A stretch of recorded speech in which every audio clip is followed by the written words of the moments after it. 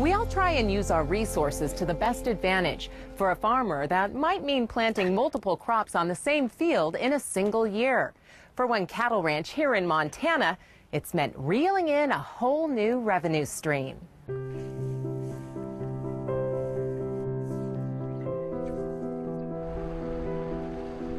My backyard is a test for patience and persistence, and it's incredible.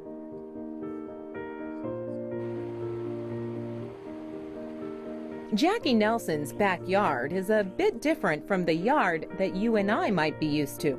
It includes a spring creek that's ideal for fly fishing.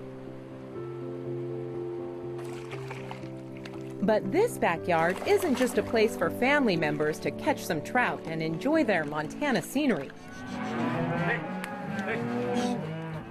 For Jackie, her husband Tucker, and his parents Roger and Mary, it's also a working cattle ranch that's been in the Nelson family since the 1860s.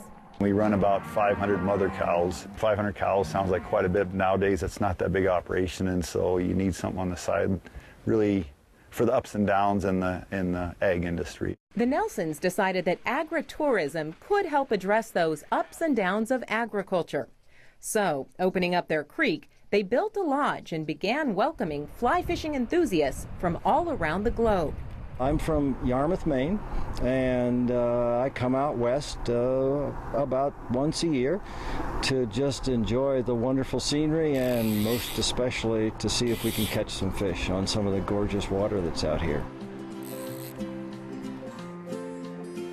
The reason people like these creeks so much is the challenge, I would say. The challenge and the quality of fishing. In addition to the naturally occurring fish populations in the ranch's waterways, the Nelsons also have a commercial fish operation, raising trout and providing fish to other locations in the West.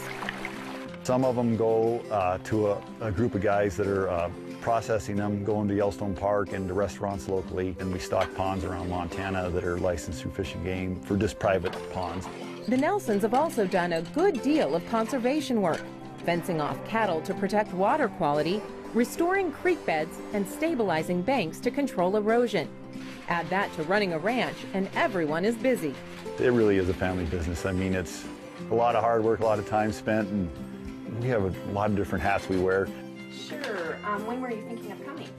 My wife pretty much takes care of the fishing lodge and organizing all that, and the fishermen and the reservations. And my son and daughter-in-law guide the fishermen. I definitely have a passion for it. On my days off, that's what I do. I go fly fishing. The guiding was just a way to get more immersed in it, also bring some more income into the family business. And while Jackie has her hands full with a new baby, well, I'm a full-time mom now. She likes interacting with the visitors and says that fishing is something that she and Tucker have grown to enjoy together. I normally tend to a lot of the people in the fly shop, and I help them with fly selection, any of their Spring Creek essentials that they needed the last second or they ran out of. Tucker taught me everything I know about fly fishing. He used to tie my knots for me and put on my flies and all that kind of stuff. And I used to tell him that I didn't know how, and just to have him keep doing it. And finally he realized that I didn't know how to tie on a few knots, and there goes that privilege. I think all the other guides are jealous that I have a wife that fly fishes and guides. Not only has the creek given the Nelsons an additional revenue stream, it's also given them an opportunity to share their ranching lifestyle with those who may not know much about agriculture.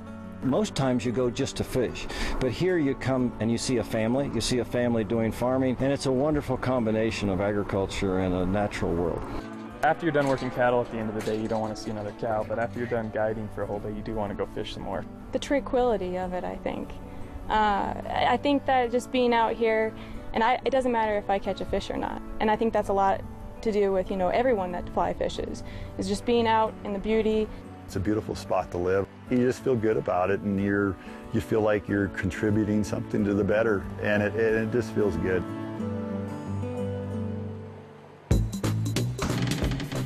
The history of fishing goes way back in time. Prehistoric man used spears and bone hooks. Ancient Egyptians developed fishing with nets.